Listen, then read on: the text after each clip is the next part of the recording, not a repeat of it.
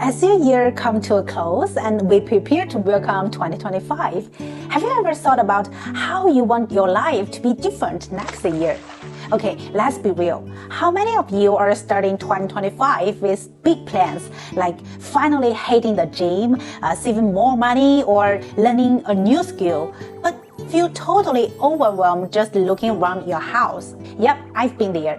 But let me tell you, I discovered something that completely transformed my life. And no, it's not another planner or complicated morning routine. It's minimalism.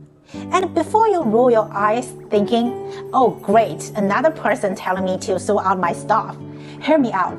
This isn't just about decluttering your home. It's about creating a life that's lighter, freer, and way more focused on what really matters. So grab a cup of tea or coffee if that's your vibe, and let's talk about how minimalism can totally change your 2025.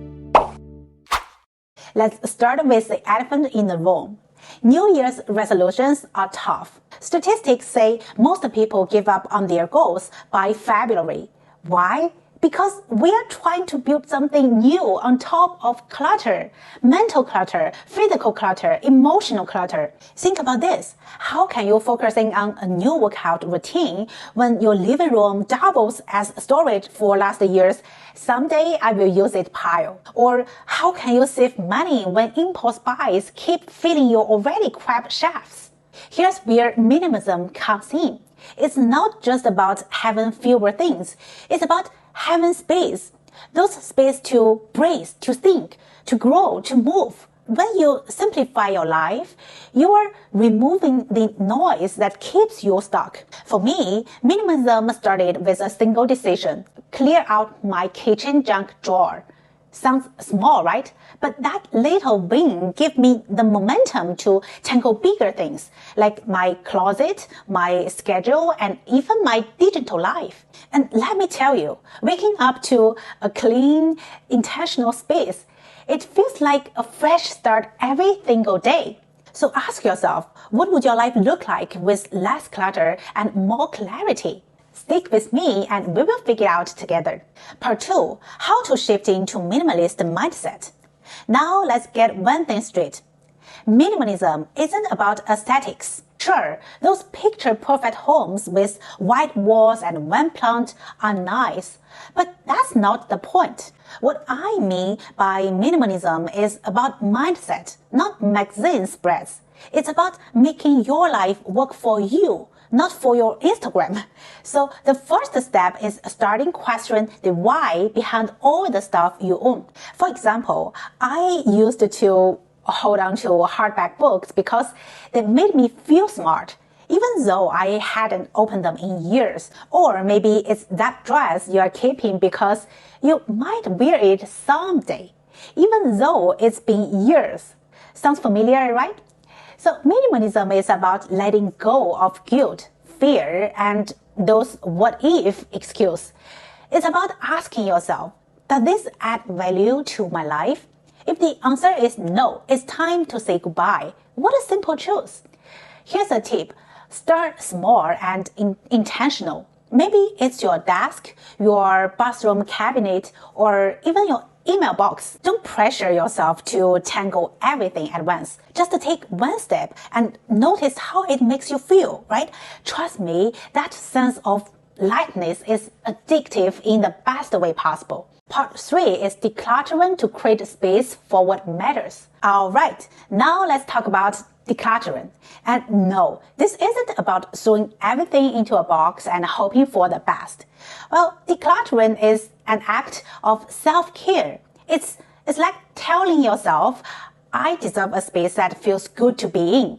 The trick is to make it manageable and even a little fun. Start with one area that's been bugging you. Maybe it's your closet, right? Pull everything out and really look at it. Ask yourself, do I love this? Do I use this? If the answer is no, just let it go. When I first decluttered my wardrobe, I focused 3 identical sweaters I forgot I owned and 10 t-shirts I hadn't worn in years. By the end, I had a streamlined closet that made getting dressed every morning a breeze. And don't forget to celebrate the little wins.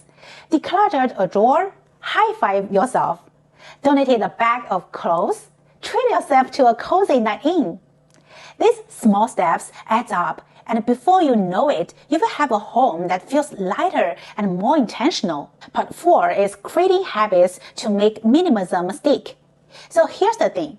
Minimalism isn't a one and done deal. It's like working out. You don't just hit the gym once and call it a day. To make minimalism stick, you need habits that keep clutter from creeping back in. One habit I swear by is one in, one out rule. Buy a new pair of shoes, donate or sell an old pair. It's simple, but it keeps things balanced. Another habit is regularly check-ins. Let's say set aside 10 minutes every week to check your space. Is there something you're no longer use? Just let it go before it becomes another pile. And let's talk about shopping. Before you buy something, ask yourself, do I really need this? Will it add value to my life? For me, breaking the circle of impulse buying was huge because I used to stock up on cute mugs I didn't need. And now I only buy things with a purpose. My wallet really thanked me. Part 5 is expanding minimalism beyond stuff. So if you go into the thinking that minimalism just helps you clean and organize your room, here's where minimalism gets even more powerful. It's not just about your stuff, it's about your time, your energy, and even your relationships. Are there commitments that drain you, projects you've outgrown, people who bring more drama than joy? Minimalism teaches you to let go of all those too. One thing I started doing is a schedule audit. I look at how I'm spending my time and cut out anything that doesn't align with my values. The result is amazing. I have more time for what truly matters, like creative projects, quality time with loved ones, or just relaxing without guilt. Let's not forget digital clutter. Raise your hand if your phone has 1,000 unread emails or a camera roll full of random screenshots. Same here. Taking an afternoon to clean up your digital life can feel just as freeing as decluttering your home. Plus, it's way more easier to find what you actually need. Part 6 is the long-term impact of minimalism. It's not just about having less, it's about living more. More freedom, more clarity, more time for what truly matters. When you let go of the unnecessary, you create space for the things that truly light you up.